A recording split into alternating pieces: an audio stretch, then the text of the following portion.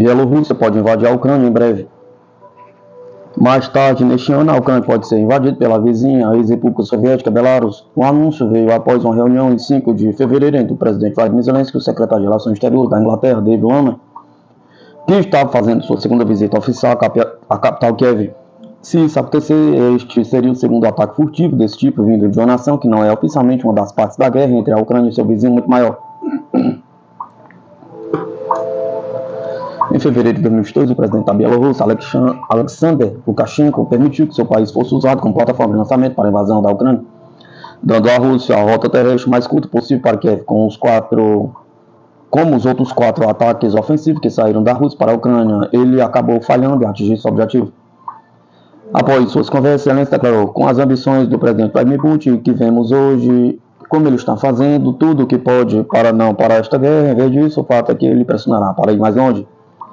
Ele olhará para outros países. Estou positivo, eu alerto sobre isso de forma absolutamente aberta, francamente.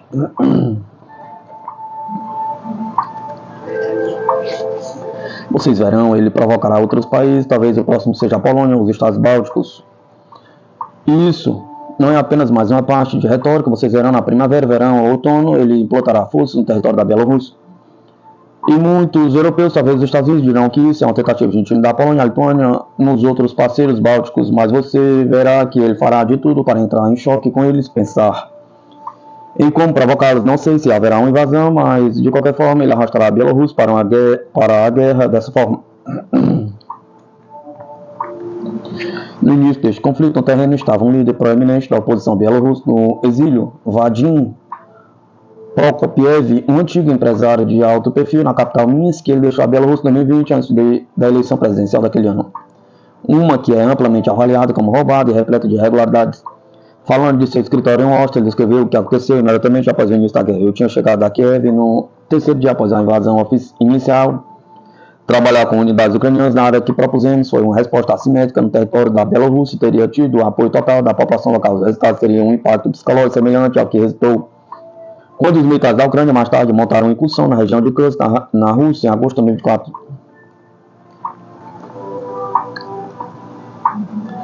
No final, o plano de Prokopiev foi rejeitado pelo alto comando militar da Ucrânia e o resto é história. Em vez disso, uma paz desconfortável e instável foi negociada entre a Bielorrússia e a Ucrânia em 2022. Concordar com esse tipo de paz com um país cuja invasão ele acabou de ajudar é típico de como ele se manteve no poder todo esse tempo, disse Prokopiev, sempre mudando de lado ou criando a aparência de tal para viver, para lutar outro dia, como dizem. No início do conflito Ucrânia-Rússia, Lukashenko desempenhou o papel de interlocutor com o Ocidente. Ele continuou: ele se tornou um agente duplo, ele se move para frente e para trás, passando mensagens entre Putin e os governos ocidentais. Ele continua sendo um homem no meio, um intermediário indispensável, mantendo todos suspensos no ar por anos. Essa atividade levou os acordos de Minsk em 1º de 2014 e Minsk II em 2015 sobre a cessão das hostilidades que rapidamente entraram em colapso. De acordo com Prokopiev e outros, o fato de não terem tido efeito duradouro não importava para Lukashenko. Ele só queria estar no palco principal com outros líderes mundiais, agindo como intermediário para aumentar sua própria legitimidade da aparência de neutralidade.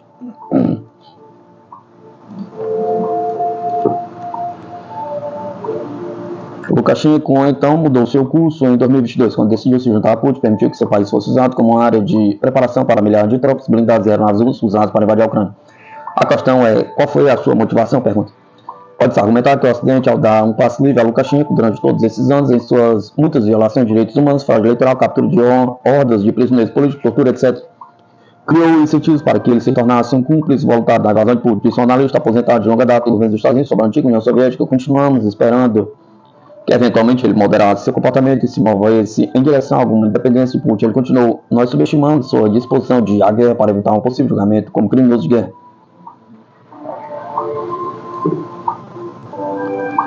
Por maior que tenha sido esse erro na avaliação das prováveis ações de Lukashenko, o presidente vitalista da Bielorrússia comentou um erro ainda maior, apostando todas as suas fichas no sucesso da Blitzkrieg de Putin, disse Prokopiev. Ele apostou e perdeu tudo. Lukashenko estava contando com o plano de Putin atropelar as forças armadas da Ucrânia e tomar Kiev por dias. Ele explicou, ele pensou que ele e Putin se tornariam os vencedores desta guerra. E vencedores, como sabemos, por muitos exemplos históricos, não são aqueles que acabam sentados no banco dos réus de Haia.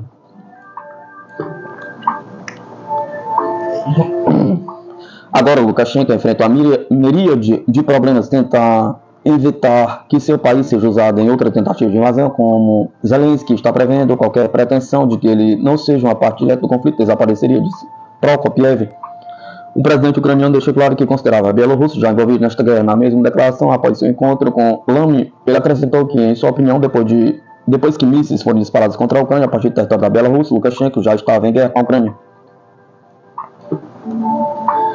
Mas o povo deles não é o exército deles, ainda não, disse Zelensky, mas Putin realmente quer que isso seja o caso.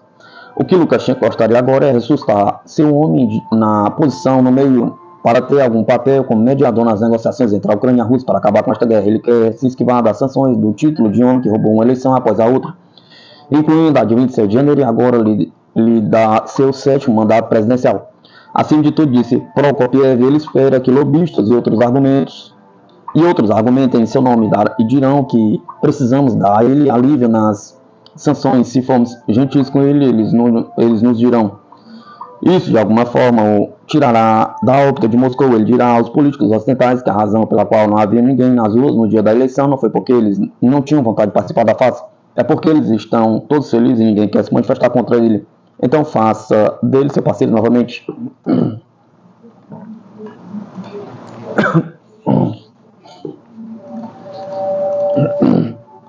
Mas Prokopiev e outros afirmam que não há chance para que Lukashenko, mais gentil e bondoso, o país é profundamente dependente de Moscou economicamente e se aproxime cada vez mais de uma crescente aliança com a China. Organizações de oposição alegam ter obtido cópia de contratos e outras informações de várias fontes da indústria que revelaram detalhes de aquisições recentes de itens militares críticos para a Bielorrússia. Esses componentes eletrônicos são feitos na China e enviados para a Bielorrússia, depois para a Rússia. Se correto, isso permitiu que Pequim evitasse ser sancionada por apoiar ilegalmente a máquina de guerra de Putin. Uma possibilidade é que componentes chineses usados em sistemas de orientação permitiram que a Rússia continuasse construindo bombas planadoras de alto rendimento e mísseis que destruíram cidades ucranianas. O presidente da Ucrânia, Vladimir Zelensky, disse que a Rússia lançou nada menos que 3 mil deles somente em março de 2024. Essas supostas ligações com a China são parte de um esforço de longo prazo para financiar sua bandeira na Europa Oriental. Já em 2017, empresas de defesa chinesas enviaram grandes delegações para a Exposição Nacional de Defesa da Bielorrússia, MILEX. As delegações eram muito maiores, lideradas por pessoas sêniores que nem eram vistos em outros países mais próximos da China em exibições 2 vezes maior que esta. O chefe da delegação da China era uma das figuras mais poderosas do exército da China, o general Zhang Youxia, um dos membros da mais alta patente da Comissão Militar Central, novamente um sinal de que a Bielorrússia é o cliente mais importante de Pequim na região. Portanto, disse Prokopiev, é hora de ter uma estratégia separada para Belarus, em que trate separadamente, independentemente de qualquer político da Rússia. Quanto a Lukashenko, forçá-la a sair da órbita de Moscou apenas o empurra para a da China, dificilmente uma melhoria e provavelmente pior, não há cenário feliz que envolva sua permanência no poder. Ele sempre será um problema.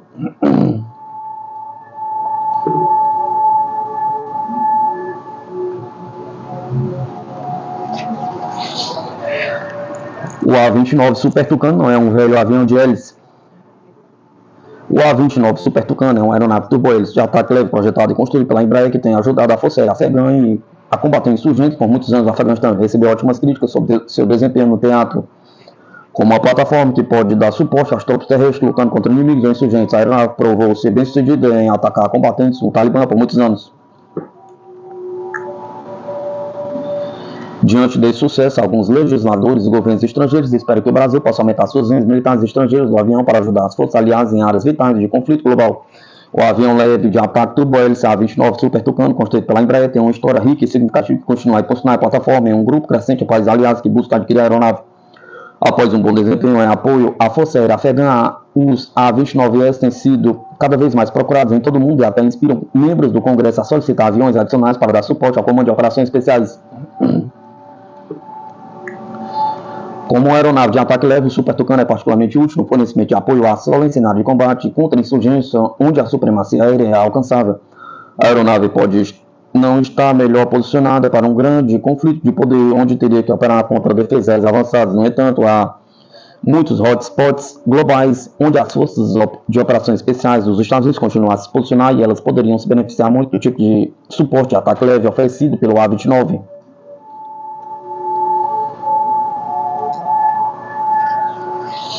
O ex-deputado republicano do Congresso, Michelle Watts, da Flórida, e conselheiro de segurança nacional do governo Trump, disse a Arrio Maven há vários anos que o SOCOM precisava muito da aeronave. Há muitos países que têm uma ameaça extremista, Oriente Médio, África do Sul e Central. O SOCOM, Comando de Operações Especiais, está pedindo isso para a Nigéria, Somália e Líbia. É uma plataforma perfeita para onde estamos lutando, disse o ex-deputado Michelle Watts, Flórida, ao Arrio Maven há vários anos. Eles têm mais tempo e podem ficar perto da luta. Eles são interoperáveis de uma forma muito unida com as operações no solo, disse Watts. Praticamente falando, o A-29 está posicionado para manobrar e fornecer fogo de apoio supressivo para tropas terrestres sob fogo inimigo e também localizar alvos para ataque de precisão. Essa precisão é extremamente crítica para esforço de contra-insurgência, dado que os caças inimigos muitas vezes buscam deliberadamente se misturar, se esconder ou se obscurecer em meio à população civil. Por exemplo, uma aeronave com mira precisa e um telêmetro a laser pode estar bem posicionado para identificar os inimigos em um ambiente congestionado ou de alto risco. Os A-29 são aviões turbohélices armados com um canhão de 20 mm, abaixo da fuselagem, capaz de disparar 650 tiros por minuto, uma metralhadora de 12,7 mm. Sob cada asa, até 4 miniguns Dillon Aero M134 de 7,62 mm, capaz de disparar até 3.000 tiros por minuto. Os Super Tucanos também são equipados com foguete de 70 mm, mísseis a ar como AIM-9L Sidewind, armas a solo como AGM-65 Maverick, bombas guiadas de precisão. Ele também pode usar um telêmetro e laser, armas guiadas a laser. Telêmetros a laser são particularmente importantes, pois permitem que as aeronaves localizem aos individuais em movimento, fornecendo a distância exata até as asas montadas da aeronave. O Super Tucano é uma aeronave de ataque leve, altamente manobrável, capaz de operar em altas temperaturas e terrenos acidentados. Tem 11,38 metros de comprimento, uma envergadura de 11,14 metros, seu peso máximo de decolagem de 5.400 kg. A aeronave tem um raio de combate de 300 milhas náuticas, pode atingir velocidade de até 367 km por hora e atinge alcance de até 720 milhas náuticas. Seu alcance de 300 milhas náuticas posiciona a aeronave para ataques eficazes em ambientes urbanos ou outras circunstâncias de combate mais condensadas. O A-29 Super Tucano brasileiro foi expandido nos últimos anos para incorporar a Força Aérea Portuguesa, a Força Aérea Uruguaia e a Força Aérea Paraguaia.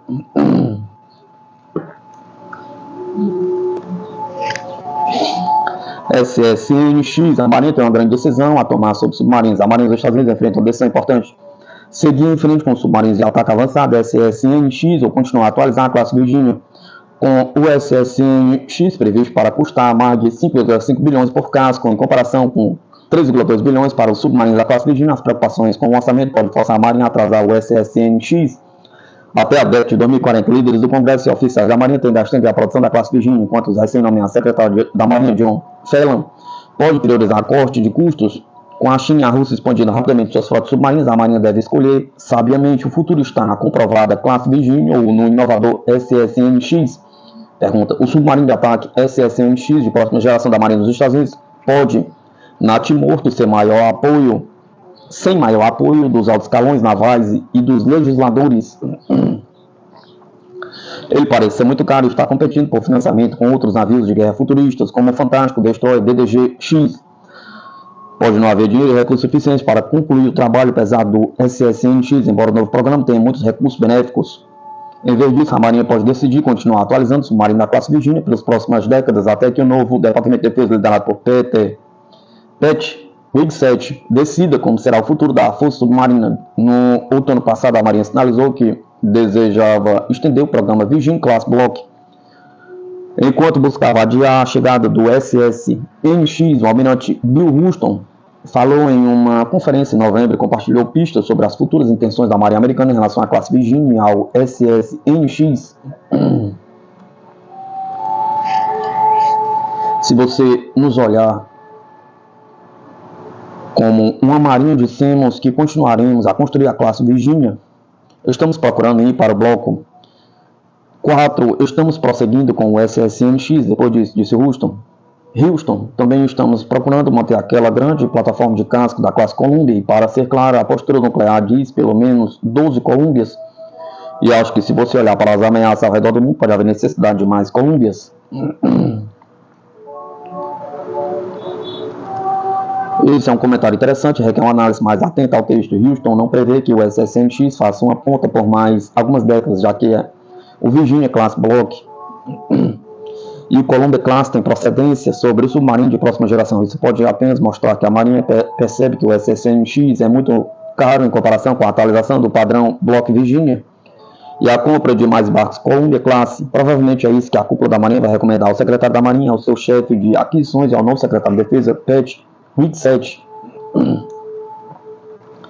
O número e a qualidade dos submarinos é o tópico sensível para a Marinha Americana. Por outro lado, o ramo marítimo quer aumentar o número de submarinos, enquanto os oficiais da frota de superfície e os comandantes da aviação são mais propensos a favorecer o DDX ou mais porta-aviões da classe Ford. Essa rivalidade entre os diferentes ramos de serviço da Marinha não é nenhuma novidade.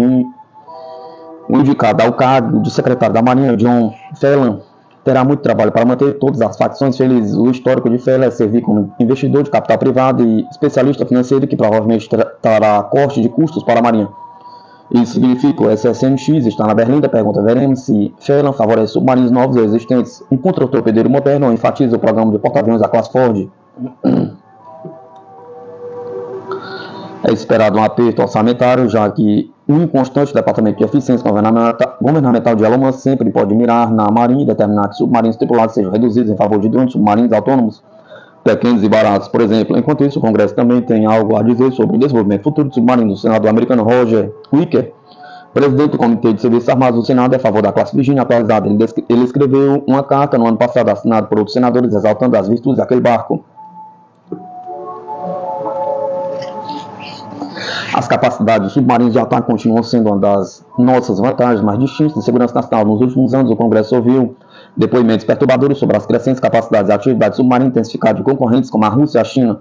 Disse a carta a outros patrocinadores do Congresso. Submarino da classe Virginia continua sendo um recurso crítico para comandantes combatentes para dissuadir nossos adversários e sustentar nossa vantagem assimétrica no domínio submarino.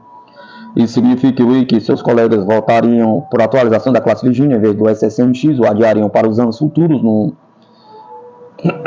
debate atual? Pergunta.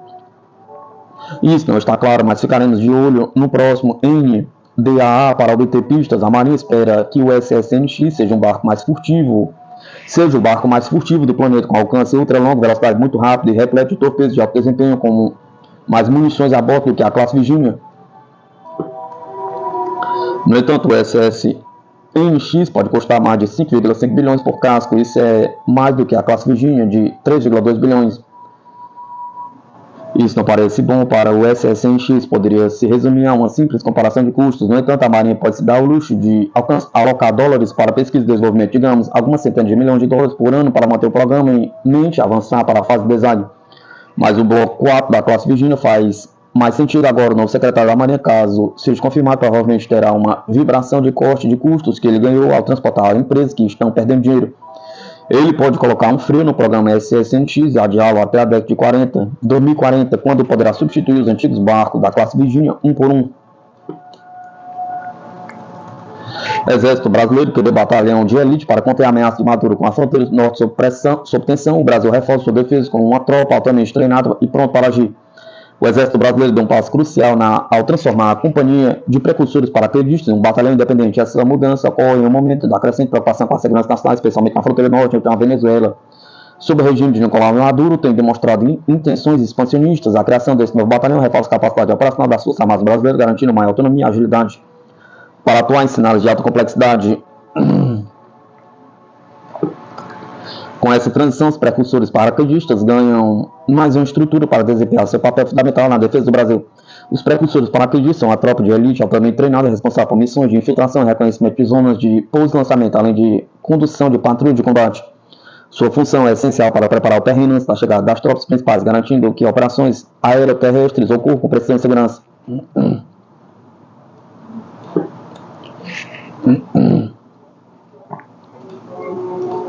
Historicamente, a sua unidade se destacou pela rigidez de seus treinamentos e pela complexidade de suas missões. O curso para ingressar na tropa possui um alto índice de desligamento. Especialmente por questões técnicas, cada militar deve estar completamente preparado para atuar sob condições extremas, onde qualquer erro pode comprometer toda a operação. A decisão de ampliar o efetivo prepulsor ocorre em um momento delicado. A fronteira entre Brasil e Venezuela tem sido palco de tensões devido às ameaças de Maduro contra a Guiana, que inevitavelmente impactam o Brasil. Caso ocorra uma tentativa de invasão na região de Esequiba, as tropas venezuelanas precisariam atravessar o território brasileiro, aquilo que o alto comando do Exército já declarou não estar disposto a permitir.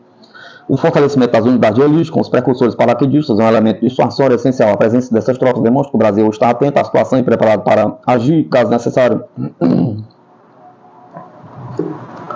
Desde sua criação em 1948, os precursores paraquedistas vêm evoluindo em doutrina e capacidade operacional. Em 1951, com a criação do pelotão de precursores, iniciou-se o desenvolvimento de técnicas avançadas de infiltração, incluindo saltos noturnos e operações em ambientes inóspitos. Em 1988, a unidade foi oficializada como companhia de precursores, consolidando-se como uma das pilares das Forças Especiais Brasileiras. Agora, com a transição para o batalhão, o grupo ganha ainda mais estrutura e capacidade de resposta. O fortalecimento do batalhão ocorre em meio a desafios internos. Nos últimos anos, o governo brasileiro tem reduzido os investimentos nas Forças Armadas, impactando a capacidade operacional do Exército, Marinha e Aeronáutica. Mesmo com corte de verbas e menor apoio político, as forças militares seguem se organizando para garantir a prontidão de suas tropas. A geopolítica global tornou-se cada vez mais instável e o Brasil precisa estar preparado para proteger seu território e seus interesses estratégicos. A criação do novo batalhão de precursores paraquedistas é a demonstração de que o Exército permanece atento às ameaças e disposto a se adaptar para garantir a defesa nacional. O futuro da Marinha Argentina está em jogo. O futuro da Marinha Argentina está em jogo. Um acordo de financiamento entre a Alemanha e a Argentina pode definir o futuro da capacidade de defesa marítima do país. A Alemanha está prestes a dar um passo decisivo para consolidar um importante acordo militar com a Argentina. O Comitê de Orçamento de Governo alemão se prepara para aprovar garantias estatais de até 4,1 bilhões de euros, viabilizando o financiamento necessário para que a empresa ThyssenKrupp Marine System forneça 3 submarinos à Marinha Argentina. Essa decisão poderá ser um marco na cooperação entre os dois países no setor de defesa. O contrato para a construção de submarinos para a Marinha Argentina está estimado em cerca de 2,2 bilhões de euros e ainda não foi formalizado. No entanto, a ThyssenKrupp já se encontra em negociação direta com o Ministério da Defesa da Argentina. A concorrência, no entanto, é acirrada. Um estaleiro francês também busca conquistar essa encomenda estratégica. Caso o acordo seja concluído, a Alemanha será responsável pela construção e entrega de 3 submarinos Type 209, além de fornecer peças de reposição e treinamento especializado para a Marinha Argentina. Segundo um documento do comitê analisado pela agência Reuters, as entregas estão previstas para ocorrer entre 2034 e 2035, reforçando significativamente a capacidade de defesa naval argentina. Para que a Argentina possa fechar o contrato com a ThyssenKrupp, um dos principais fatores em jogo é a oferta de financiamento a longo prazo. É nesse ponto que a Alemanha se torna crucial, já que a aprovação das garantias pelo Comitê de Orçamento garantiria a segurança financeira necessária para que a negociação avance. A expectativa é que a decisão final seja tomada na próxima semana, o que pode acelerar o fechamento do contrato. A Alemanha tem um histórico de excelência na construção de submarinos e o Type 209 é um dos modelos mais reconhecidos mundialmente, desenvolvido para operações em águas profundas e missões estratégicas. Ele pode proporcionar à Marinha Argentina uma capacidade operacional moderna e eficiente.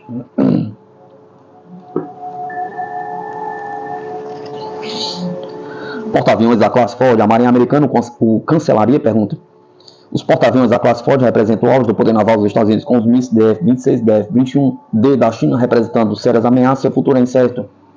Os críticos argumentam que os grandes porta-aviões são muito vulneráveis, enquanto os defensores apontam que as defesas avançadas de mísseis, abastecimento de drones e estratégias navais em evolução para mantê-los relevantes. Os porta-aviões dos Estados Unidos estão se tornando obsoletos na era dos mísseis? Pergunta. O debate interminável sobre a sobrevivência dos porta-aviões poderia levar ao eventual cancelamento da classe Ford? Pergunta. A discussão tem sido contínua e bastante clara, pois se concentra na questão se grandes porta-aviões de cidades flutuantes como a classe Ford estão agora vulneráveis demais aos mísseis de cruzeiro antinavio inimigos que existem para existirem. O alcance, a precisão e a exatidão dos mísseis antinavio chineses DF-26, DF-17 e DF-21D impedirão que os porta-aviões operem dentro dos alcances necessários para projetar poder? Pergunta. O DF-26, por exemplo, é considerado capaz de viajar até 3.200 km para destruir porta-aviões que operam na costa da China continental. Os jornais chineses fazem referência regular aos testes de eficácia dos mísseis matadores de porta-aviões do exército da China. Essas armas do exército da China têm precisão suficiente para rastrear e destruir porta-aviões grande e lento? Pergunta. Essa ameaça impede que os porta-aviões operem dentro do alcance para alcançar campanhas de ataque aéreo? Pergunta.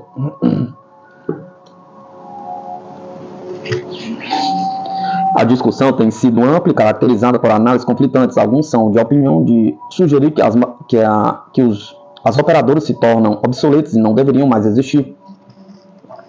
Em contraste, outros argumentam que as tecnologias emergentes de defesa de navios, encamadas, aeronaves de abastecimento e ajustes táticos ainda permitiriam que os porta-aviões projetassem poder com sucesso. Os defensores da existência contínua de porta-aviões apontam que a crescente eficácia e maturidade das defesas de navios encamados e a capacidade de dar suporte a navios de guerra em um grupo de ataque de porta-aviões pode proteger grandes porta-aviões. Há muitas tecnologias emergentes mais bem posicionadas para defender porta-aviões, como interceptadores e lasers avançados, tipos específicos de munições como fusíveis de explosão aérea ou de proximidade para combater ameaças de drones e detecção de ameaças em vários domínios, usando sistemas não tripulados para conduzir ISR avançado. A Marinha dos Estados Unidos já está ajustando conceitos de operação, implementando novas estratégias para fortalecer ainda mais a capacidade do serviço de projetar poder aéreo de quinta geração em um ambiente de guerra marítimo bem-sucedido. Exemplos incluem a tão esperada chegada do reabastecedor de drones MK-25, projetado para dobrar o alcance de ataque de aeronaves lançadas de porta-aviões. Como um desenvolvimento relacionado, a Marinha dos Estados Unidos não está apenas desenvolvendo um grande número de drones para operar a partir de porta-aviões para reduzir o risco para pilotos humanos. Ainda assim, ela também está projetando grandes navios de guerra não tripulados, como o seu LUSV, capaz de lançar armas e projetar poder sem colocar marinheiros dentro da linha de fogo. Lançar jatos de combate de uma plataforma não tripulada parece improvável e complexo. No entanto, pode haver maneiras de construir tipos de navios de guerra armados menores e mais rápidos, do tipo porta-aviões capaz de projetar poder aéreo ofensivo de uma forma mais sobrevivente.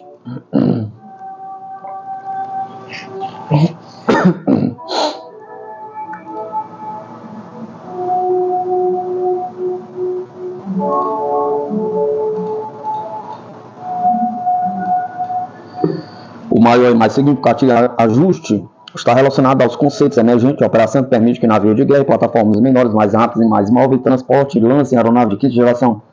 Os navios de assalto anfíbio da classe América, por exemplo, podem operar com até 20 F-35BS a bordo, com alcance de aproximadamente 1.300 milhas náuticas. Embora ainda corram o risco de serem alvos, os navios de assalto anfíbio são menores e sem dúvida menos vulneráveis do que um grande porta-aviões. Por exemplo, a Força de Autodefesa Marítima japonesa vem testando 1.000 porta-aviões F-35B menores capazes de projetar poder aéreo de quinta geração sem colocar uma cidade flutuante massiva em risco. Parte disso está relacionado à redução do impacto de baixas ou destruição de navios.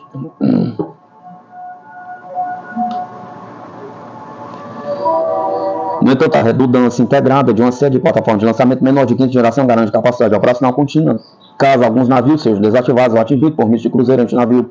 Plataformas menores e sistemas não tripulados parecem fazer sentido tático, dado que novas tecnologias de rede podem permitir uma capacidade de projeção de poder aéreo menor, mais desagregada, menos concentrada ou vulnerável. Se navios de guerra, sistemas não tripulados, satélites, navios de superfície continuarem a melhorar a capacidade de transmitir com segurança detalhes de alvos ISR em vários domínios em tempo real, as plataformas de guerra não só poderão ficar mais distantes, mas também poderão estar melhor posicionadas para ver e destruir mísseis antinavios inimigos a distâncias maiores.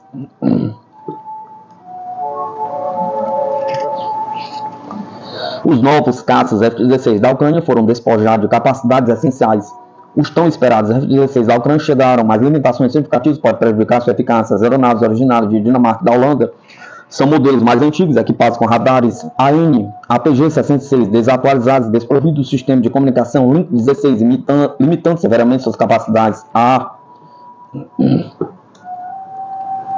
Ponto número 1. Sem um Link 16, o F-16 da Ucrânia não pode disparar mísseis de longo alcance como AN-120 ou AN-158 JASMs, o que os deixa em desvantagem significativa contra caças e bombardeiros russos. Ponto número 2. Embora esses jatos ainda possam ajudar a derrubar drones e mísseis de cruzeiro, especialistas questionam se eles podem mudar significativamente o equilíbrio a favor da Ucrânia sem atualizações urgentes e apoio ocidental adicional. A Ucrânia já recebeu seu primeiro caça F-16 modelos usados enviados da Dinamarca em agosto de 2024.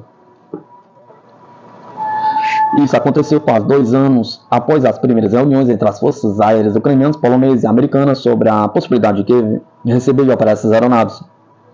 Este é um ciclo muito longo para entregar aeronaves que são usadas e estão prestes a ser aposentadas e supostamente as nações doadoras estavam procurando maneira de se desfazer delas de qualquer maneira. Disse um funcionário de uma empresa ucraniana que está trabalhando no suporte às aeronaves agora que elas estão em serviço. Esta semana foi relatado que a Ucrânia recebeu F-16 adicionais, desta vez aeronaves mais usadas da Força Aérea Holandesa. Quando perguntado se ter mais F-16 ajudaria as Forças Armadas da Ucrânia, um alto funcionário com quem a Zinovfy falou declarou: mas aeronaves são sempre uma ajuda. Mas a questão é quais missões elas podem realizar de forma eficaz. O F-16 tem sido comercializado há anos como um caça multifunção da primeira linha que pode executar todas as missões para todos os países em todos os teatros de operações. Compre uma aeronave, ganhe uma força aérea. Tem sido o slogan de marketing de longa data, Lockheed Martin, usado há anos para convencer qualquer nação cliente potencial de que esta aeronave é a melhor decisão de aquisição, bem como o melhor custo-benefício possível. Conversas recentes com alguns dos principais engenheiros de suporte ucranianos que trabalham com os F-16 revelaram problemas significativos que apenas enviar mais aeronaves não resolve. Uma delas é que os F-16 entregues à Ucrânia são modelos mais antigos de F-16 que são equipados com radar de matriz, direção mecânica, a AN/APG-66, um modelo mais antigo que foi substituído em modelos posteriores de F-16 da série AN/APG-68. Os modelos mais recentes de F-16 vendidos com o último radar são equipados com o modelo V9. Um engenheiro ucraniano que explicou: este é um radar que é menos capaz até do que as versões do radar N019 do MiG-29 que foram atualizadas pela nossa indústria. Então é difícil fazer muito com essas aeronaves, considerando que os russos estão colocando contra nós.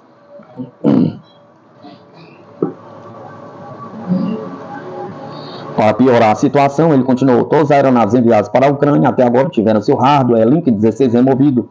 Sem isso, os alcances efetivos nos quais somos capazes de engajar aeronaves russas são cerca de um terço do alcance em que suas aeronaves de caça podem atirar em nós.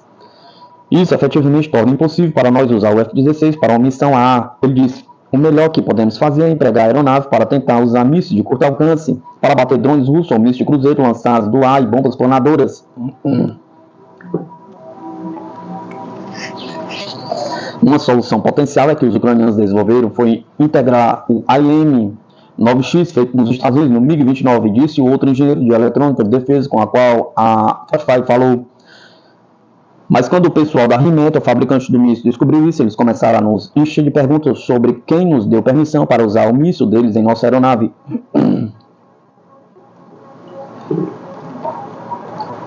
Você consegue imaginar? Ele disse: estamos no meio de uma guerra e nossas cidades estão sendo bombardeadas até virarem escombros e essas pessoas da Rheinmetall estão nos perguntando onde conseguimos permissão. Sem o Link 16, as aeronaves não só não conseguem disparar mísseis A de longo alcance, o que poderia permitir que eles derrubassem bombardeiros russos antes que eles lançassem seus mísseis de cruzeiro em cidades ucranianas. Eles também não conseguiram disparar o míssil de longo alcance AGM-158 Jasmes dos Estados Unidos, que poderia derrubar bombardeiros russos enquanto eles ainda estão em suas bases no solo. A maioria das aeronaves fornecidas à Ucrânia até agora são F-16 de modelos mais antigos, equipados com o modelo de motor Pratt & Whitney F-100 semelhantes. Por enquanto, eles estão trabalhando com o mesmo motor em cada aeronave. Se acabarmos com alguns dos modelos mais avançados do F-16, a série CD, disse o engenheiro de suporte ucraniano, isso pode tornar o uso dessas aeronaves ainda mais complicado. Gostaríamos de ter mais aeronaves, gostaríamos de ter um motor de maior empuxo, mas precisaremos de mais suporte para o treinamento de nossas equipes de solo e mais equipamento de manutenção também.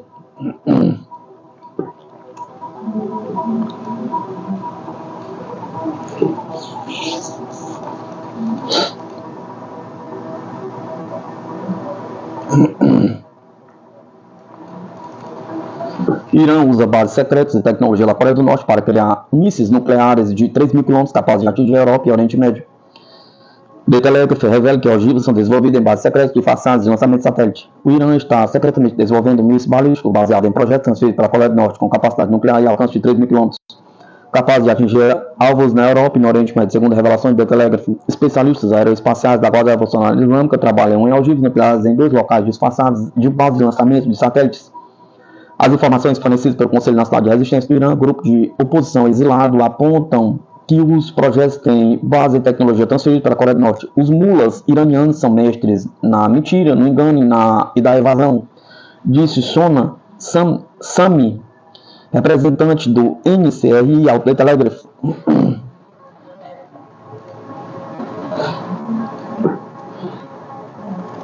No primeiro local, conhecido como Shahud, a 35 km da cidade homônima, especialistas trabalham a ogiva nuclear para um míssil Graham-100 movido a combustível sólido. Já houve 3 lançamentos bem-sucedidos, segundo o NCRI. Testes anteriores foram camuflados com lançamento de satélites para esconder o programa nuclear. O segundo local, próximo a Senman, abriga o desenvolvimento do míssil Simorgh, baseado em designs norte-coreanos. Estruturalmente, ele se assemelha ao foguete Un-Ha-1 de 18 metros, usado pela Coreia do Norte. Grandes partes das instalações ficam no subsolo para evitar a detecção por satélite. O The Telegraph destaca que o Irã tem usado negociações com o Ocidente como cortina de fumaça para avançar seu programa nuclear. Agora é o momento de responsabilizar o regime pelos assassinatos internos, pela belicosidade regional e pelo desenvolvimento de armas nucleares, afirmou Samsami. O regime iraniano também anunciou planos para testar foguetes Graham-105 e lançar mísseis Sari até 2026. Enquanto isso, o arsenal atual inclui mísseis como Jihad, Temad, com alcance de 1.000 e 2.000 km. Imagens do satélite mostram estruturas subterrâneas e plataformas de concreto no local de teste, reforçando a suspeita de atividades nucleares. O Irã insiste que seus programas são pacíficos, mas as evidências sugerem o contrário. A comunidade internacional agora enfrenta o desafio de conter uma nova ameaça global.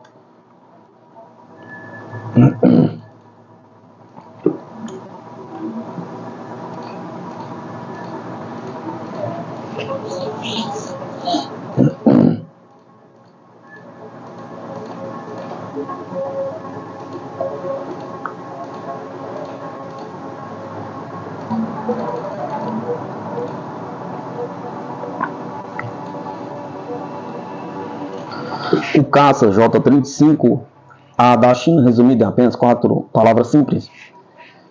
Este é o F-35 da China, pergunta o caça Stealth J-35A, é a mais recente incursão da China em aeronaves Stealth de 5ª geração e se baseia em anos de desenvolvimento, bem como em algumas comparações com o caça F-35 dos Estados Unidos.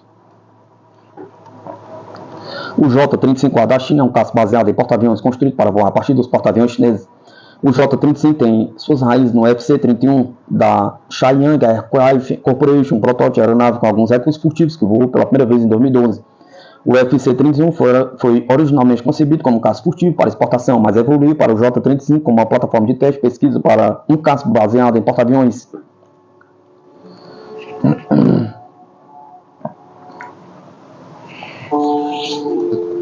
Cerca de uma década depois, a primeira versão do J-35 voou com asas dobradas e trem de pouso robusto para armazenamento apertado e pouso forçado em porta-aviões. O J-35A é uma versão terrestre do Exército da China, apresenta um design de asa ligeiramente alterado e outras otimizações para operações de força aérea. Uma coisa que é imediatamente notável sobre o J-35A é o quanto ele se parece, pelo menos externamente, com o caça americano F-35. Ambos compartilham contornos furtivos semelhantes a um par de entradas de ar, embora o J-35 chinês tenha 2 motores, bem como o que se supõe ser materiais que absorvem radar. Por essas razões foram feitas críticas, ou melhor, acusações de que o J-35 se baseou em espionagem para seu desenvolvimento.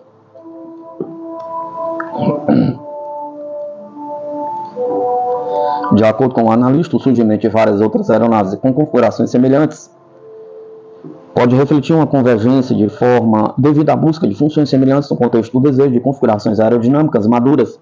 Embora seja muito plausível que a espionagem relacionada ao F-35 possa ter beneficiado o programa J-35A, é improvável que a planta bruta da aeronave e as configurações aerodinâmicas tenham se beneficiado de tal inteligência. Uma evidência mais reveladora pode ser se o desenvolvimento de certos aviônicos, armas ou outros sistemas de missão podem ter beneficiado de inteligência coletada com o objetivo de combater o F-35. Infelizmente, a configuração deste assunto exigiria uma análise forense detalhada junto ao J-35 quanto à família F-35, o que é improvável que ocorra. Além disso, o F-35 já entrou em produção em massa com 3 variantes A, B e C.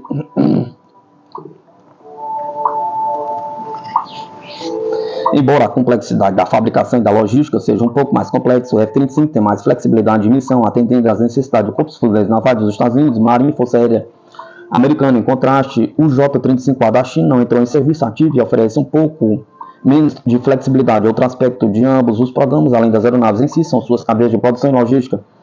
Mais uma vez, beneficiando de muitos anos de produção em massa, o F-35 pode alavancar uma cadeia de suprimentos e rede de manutenção global graças aos parceiros internacionais do F-35.